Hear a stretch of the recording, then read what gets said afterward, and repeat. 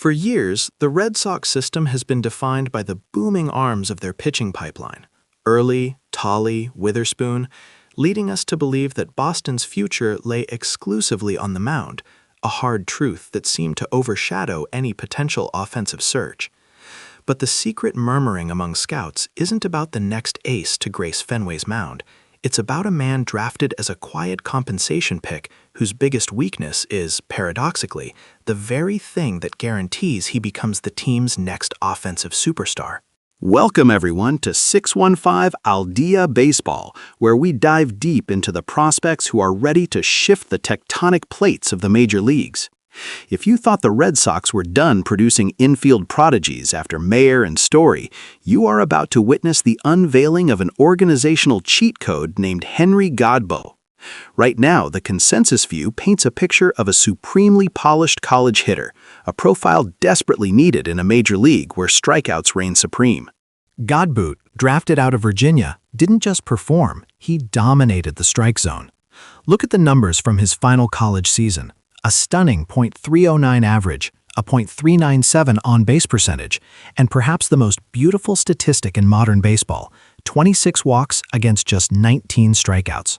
This wasn't an aberration. This is the identity he carried straight into high A ball, translating those contact skills immediately into professional baseball during a short 55-plate appearance stint where he walked 9 times and struck out only 6, registering a ridiculous .473 OBP.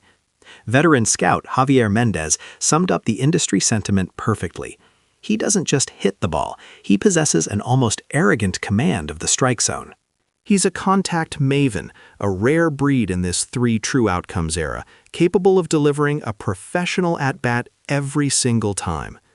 Yet, lurking within this pristine profile is the nagging counter-argument, the reason Godbout sits at 12th on the internal prospect rankings and not higher: the power deficit.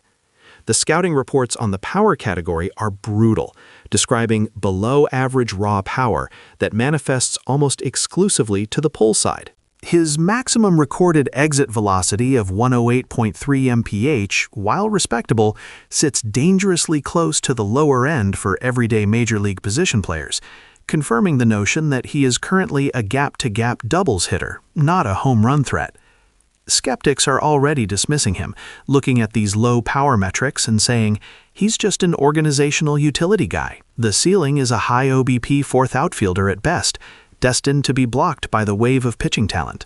This is where the narrative pivots, where the greatest liability becomes the ultimate asset, and the entire Red Sox organization knows it. The critical data point that Baseball America highlighted was not his average, but the specific way he hits the ball. He does a great job of elevating the ball to the pull side. Stop and consider that for a moment. He has the perfect launch mechanics already built in, but he lacks the bat speed and raw muscle to translate that elevation into over-the-fence power.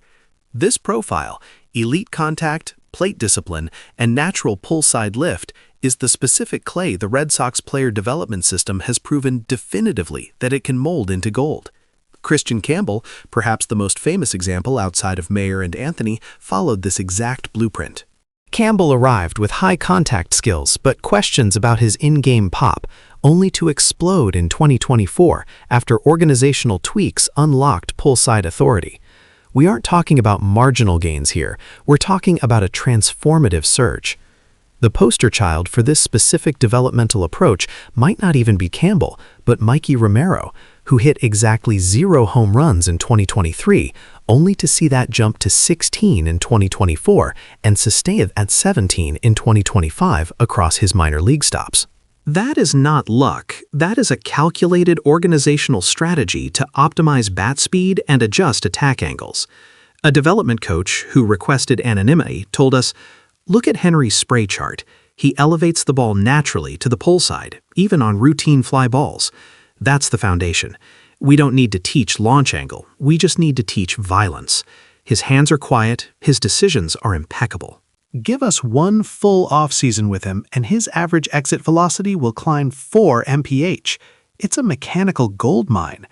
If they unlock that power, if he merely reaches Romero's floor of 15-16 home runs a season, Henry Godbout instantly transforms into a prospect with a rare blend of contact, on-base ability, and impact power, a true 300 hitter with pop and patience.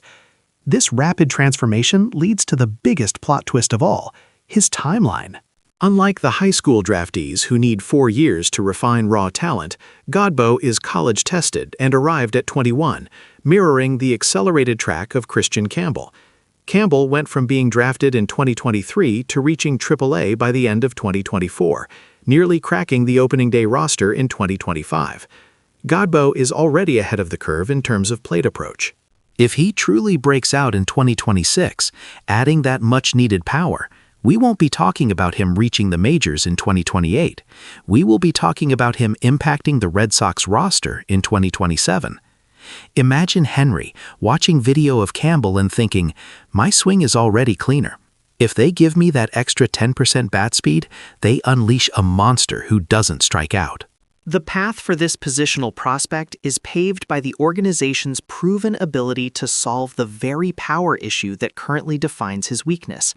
The trajectory for Godbout is now set. It's not if he breaks out, but how explosively. If you agree that Henry Godbout is the sleeper pick of the year, smash that like button, share this video with every Sox fan you know, and subscribe to 615 Al Dia Baseball for more deep dives. But here's the burning question. If Henry hits 15 home runs in 2026, forcing a major league call-up, which established Red Sox infielder loses their spot? Let us know in the comments below.